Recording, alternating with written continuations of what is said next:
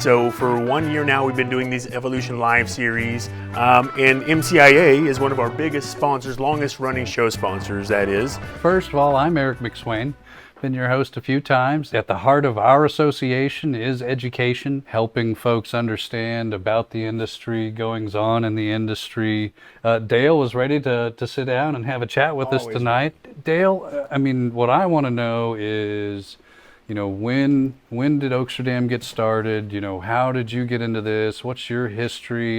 Tell me a story here. It's quite a story to tell. Jeff, my husband, when he was 14, he lost his dad to cancer. And Jeff, as a teenager, started learning about medical marijuana and realized that it could have been used to help his dad. And so he came out to the Bay Area and started just working with friends on education. And Jeff was, at the feet, learning from Dennis Perrone, who had the first club in California. And this young man just kept thinking, I bet I could do this, but with the city's blessing. So Jeff had started providing medical cannabis first on his bicycle, and then formed a cooperative, opened a building on Broadway that had been vacant, and called it a dispensary. Said, I can't call it a club because I'm not a club. I am dispensing medicine to patients. And so here's this young man from South Dakota who planted a flag on Broadway and started dispensing medicine with the blessing of the city of Oakland. And the feds said, what? They shut him down. They took the keys and put on the padlock. And that was the first raid. That was under the Clinton administration, went after the OCBC. This is the Oakland Cannabis Buyers Cooperative. It went to court, first to the Ninth Circuit, and they won. And it was legal for about 6 weeks. The federal government was just simply not okay with losing, and immediately took the case up to the Supreme Court. Jeff became the face of that case, and went to SCOTUS, to the Supreme Court, to fight for the right to dispense necessity medicine. And they lost badly, like 8-0. A few years later, one of his patients, Angel Rach, went. She said, well, if he can't dispense to me, then can I supply my own medical cannabis? And she lost 5-4. And I bring up the Rach case, the second of the Supreme Court cases that went, because she lost over the Commerce Clause. The Interstate Commerce Clause is what the Supreme Court pointed to, saying, well, if you grow your own cannabis, even if it's for medical purposes, then that means that you're not purchasing cannabis from the illicit market. Cannabis purchased on the illicit market affects interstate commerce. To take an illicit substance and say that you cannot grow your own medicine as a patient, have it supplied to you as a patient, because the illegal drug dealers in another state might somehow be affected by it, and how much money they can spend on other legal products. Like, it's out there. But it also, in a fun piece of trivia, it's also what kept Obamacare in place. When the Supreme Court ruled on Obamacare, it pointed to the Rach case, interstate commerce, to uphold it. I know. Wow. Jeff Jones had switched over to education when he was prevented from dispensing cannabis.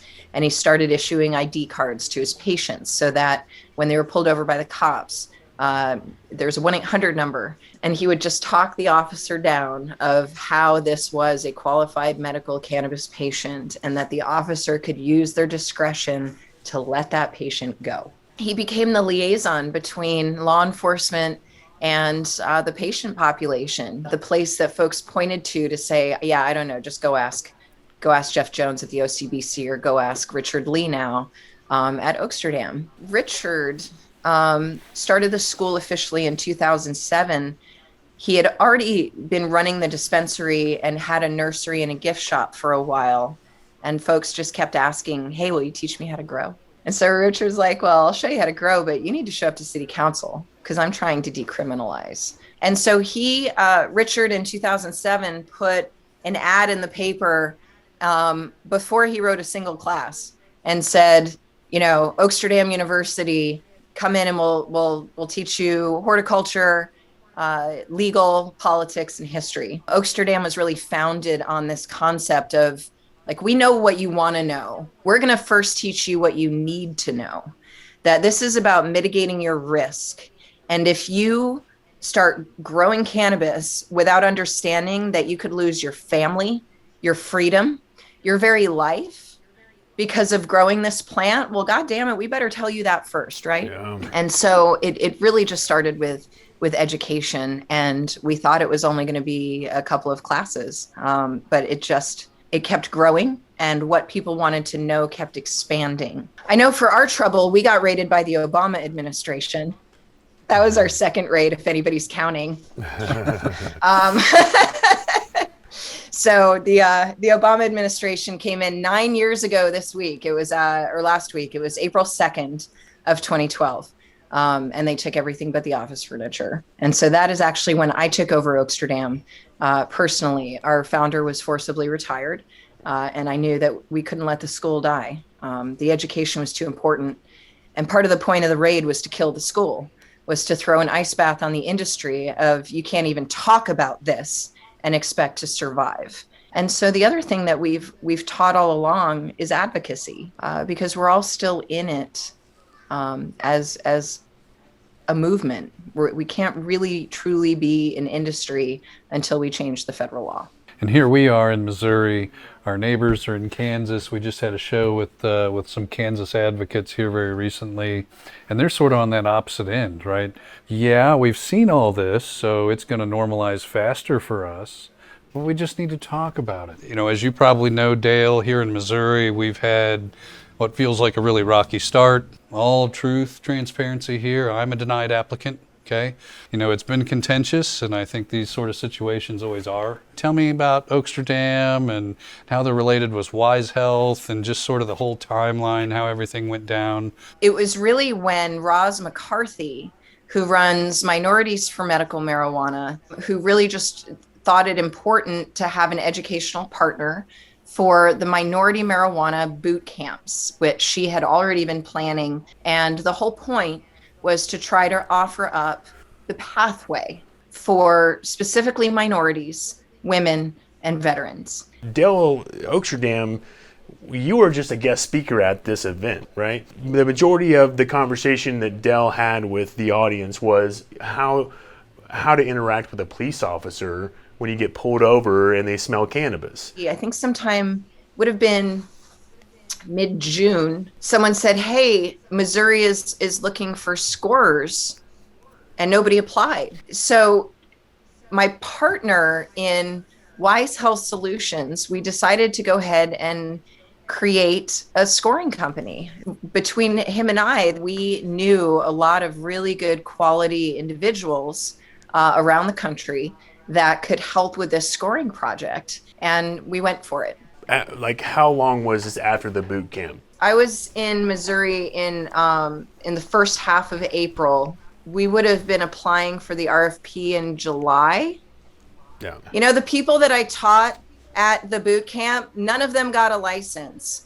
What we did was find across the country the most diverse and expert group of scorers ever undertaken anywhere in America. We also only were, originally told 500 or 600 by such and such a date, and it wound up being 4 times as much, but the constitutional date remained the same. So there was a silo procedure in place where these scorers graded on their own, never at Oaksterdam. I just want to make that really clear. We also had everyone sign a 2-year attestation that they would have nothing to do with any of the businesses in Missouri for the next 2 years. Did you have to develop your own criteria for this scoring, or were you provided some guidance from the state, or how did all that work? This was all prescribed by the state, the rubric. So anyone can go look any of that up. It goes question by question. and what the scoring criteria was. And at that point, each grader was assigned one question, and that grader scored everything in that particular category. So you might have different graders in different categories. So that explains a lot of why, you might have a negative Nancy on the cultivation question, and you have a generous Ned in the dispensary question. So you might notice differences between the different license types for that reason. And we're talking about over, 2,200 applications, and each application had at least 80 questions.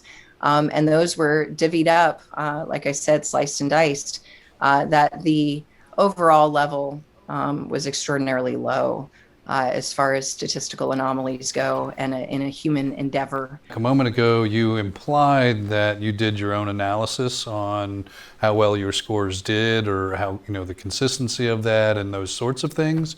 I would assume that either you're like, screw that, that was no fun, I don't want to do that again, or hey, that wasn't too bad, I think we could do it again. I can't speak to the specific process that was undertaken in the day-to-day, but I can share with you that it was not oh, thank God it's done, and just put it in a frickin' drawer. It was a drop-down methodology so that there were no latent scores, meaning it wasn't a 0 that had to be changed. It was blank. And you had to assign a 0 in order for a 0 to exist. What we did not have was AI. We didn't have a program to go match words for words. If we had had another 6 months, what I would have done with that 6 months. But we didn't. You really have humored me, and I've expressed that, hey, this is what the viewers are asking here in Missouri. Can we talk about it a little bit? And thanks for that. And thanks, too, for not putting up any fences. You very well could have told me, hey, these questions are off limits, and this, and this, and this, and this. I appreciate your spirit of education. I have been so impressed with Evolution Magazine, with how much you have outreached your community, and it's folks like you, and I'm sure a lot of your listeners and the people that are involved in your trade association that think like you, that this is what's going to make this industry better. That's right. Happy That's birthday. Right. And Happy you know what? birthday. I wish we had another hour to talk about rising all those ships. We're going to have to do that here in the future. Yeah. But we got a killer guest.